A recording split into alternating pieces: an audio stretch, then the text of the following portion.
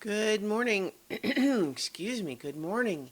It is 8:12 a.m. on Sunday, February 27th, 2022. Almost March, can you believe it?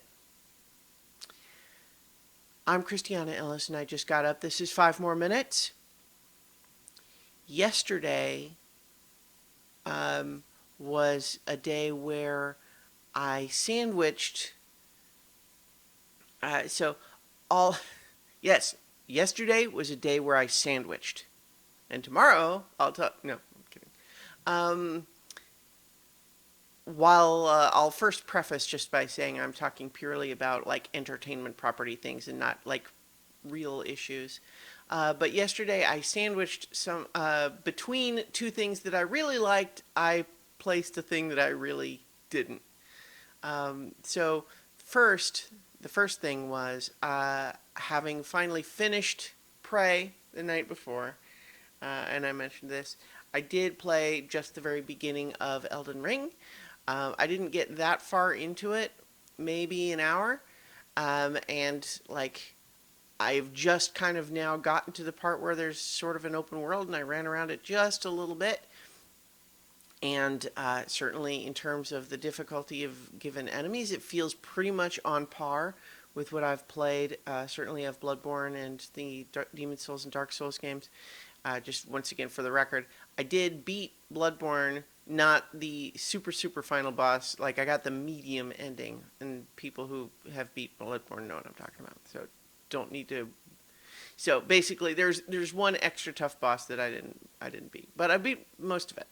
And then I've played little bits of both Dark Souls and Demon Souls, and it seems like the primary thing that could potentially make Elden Ring more approachable is that with a big open world, when you're having trouble with one specific area, there's just so many more places that you can just like wander around and maybe try to like level yourself up a little bit more instead of just beating your head against the wall. But I like it so far. I'm going to play it some more. But and then at the end of the night, I played our latest session of Root the role-playing game, and it was so fun. We're doing a murder mystery, and everyone's doing their stuff and sneaking around and interrogating folks and looking for clues and finding secrets, and it feels good to run a game where I had a blast, and then the players tell me that they had a blast, and yeah, Root is a great game. I highly recommend it. And you know, our latest session will be one of these ones here.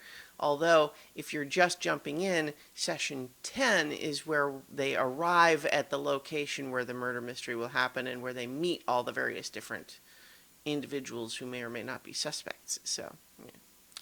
In any case, the thing in between, though, that I did not like was in the interest of continuing our Oscar marathon and trying to watch as many of the nominated films as possible. I say our, this is Mike and I with Watching 100 Movies. One of these things is going to be the introduction of our marathon. You know, at the end. You know, if you've watched these before, I think it'll be okay.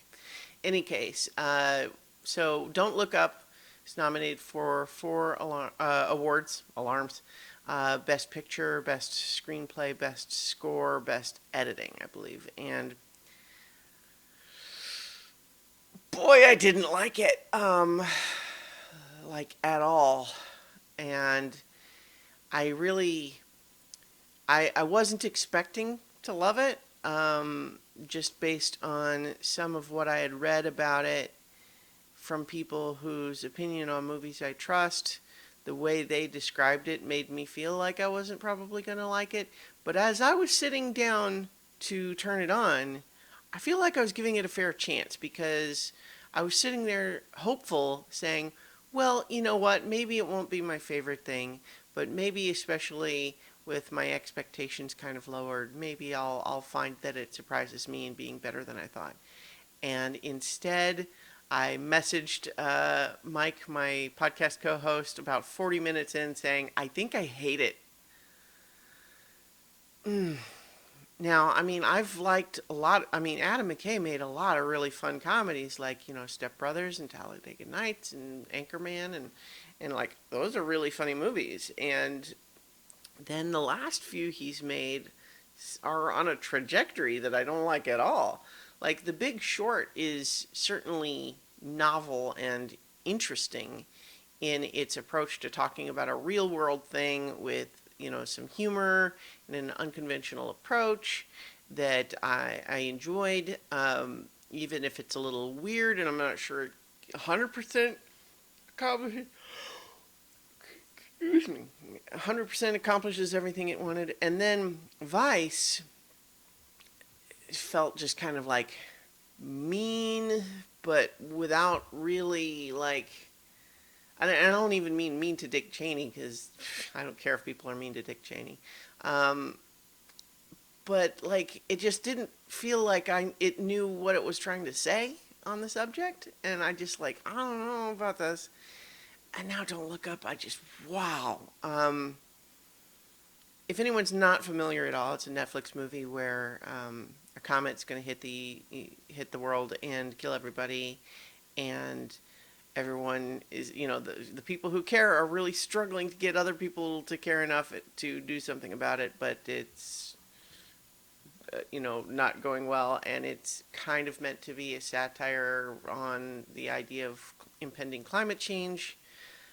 But I just, not only do I, on the face of it, think that that's going to be a very difficult topic to make funny, because I just, like, haha, we're all going to die, haha.